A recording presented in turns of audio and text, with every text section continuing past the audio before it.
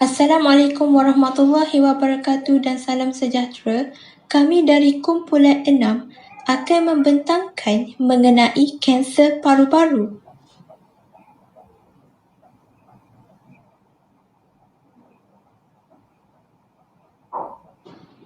Ahli kumpulan kami terdiri daripada Ayub Sahari, Muhammad Nur Syafizwan, Nur Farahayani, Nur Izzati dan Siti Aisyah. Sebagai pengenalan, apa itu kanser paru-paru? Kanser paru-paru adalah sejenis penyakit malignan yang disebabkan oleh pertumbuhan sel-sel yang tidak terkawal, khususnya di bahagian paru-paru dan boleh merebak ke nodus limfa dan organ-organ lain di dalam badan. Penyebaran sel-sel kanser dari satu organ ke organ yang lain dikenali sebagai metastasis. Antara punca yang menyebabkan kanser paru-paru ialah pertama, pencemaran udara. Udara yang tercemar mengandungi pelbagai jenis bahan beracun yang mampu meningkatkan risiko kanser paru-paru. Antaranya ialah asap kenderaan, sisa kimia industri, minyak diesel dan asbestos. Kadang-kadang kita tidak dapat lari daripada menghirup udara yang tercemar ini kerana ia melibatkan aktiviti harian dan bidang pekerjaan kita. Kedua ialah tabiat merokok. Merokok merupakan antara punca utama peningkatan risiko kanser. Dilaporkan hampir 80% perokok meninggal dunia akibat kanser paru-paru. Namun begitu, risiko kanser sebenarnya berganda-ganda lebih tinggi kepada golongan perokok pasif. Hal ini kerana golongan perokok pasif telah menghirup udara yang telah bercampur dengan asap dari pembakaran puntung rokok. Asap ini lebih beracun kerana mempunyai nikotin dan karsinogen yang lebih tinggi berbanding asap yang disedut oleh perokok utama. Punca ketiga adalah pendedahan kepada ejen kanser. Hal ini kerana terdapat beberapa jenis pekerjaan yang mengurus beracun seperti arsenik, kromium, nikel dan hidrokarbon aromatik menyebabkan pekerja bagi sektor ini sangat terdedah kepada risiko kanser. Implikasi kanser paru-paru.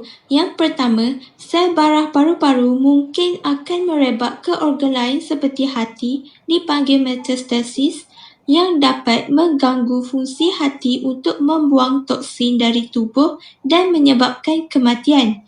Yang kedua, sejumlah kecil sahaja pendarahan di paru-paru boleh menjadi kecemasan perubatan pada pesakit yang sudah ada barah paru-paru.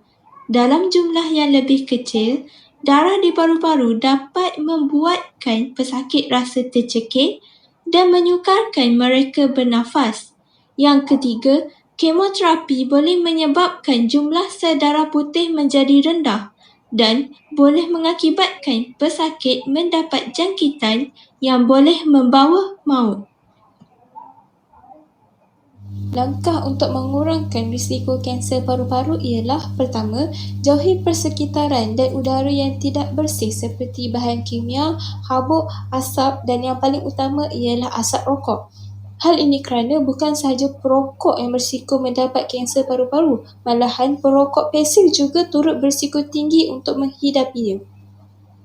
Kedua, melakukan pemeriksaan kesihatan awal atau dikenali sebagai bronkoskopi membolehkan doktor melakukan pemeriksaan terhadap keadaan saluran pernafasan pesakit dan sekiranya terdapat benjolan ganjil, ia akan dibiopsi untuk mengetahui jenis kanser tersebut. Ketiga, menjalani rawatan yang disarankan. Rawatan mestilah bergantung kepada jenis kanser, tahap kanser dan keadaan fizikal pernafasan seseorang. Antara rawatan yang selalu digunakan pembedahan untuk peringkat awal, kemoterapi, radioterapi dan paliatif. Keempat, menjalani rawatan paliatif. Rawatan ini merupakan rawatan untuk mengurangkan simptom dan kesengsaraan pesakit, tetapi bukanlah untuk penyembuhan.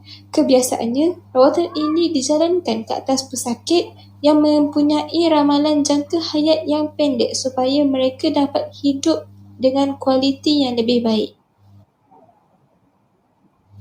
Sekian itu sahaja daripada kami. Terima kasih.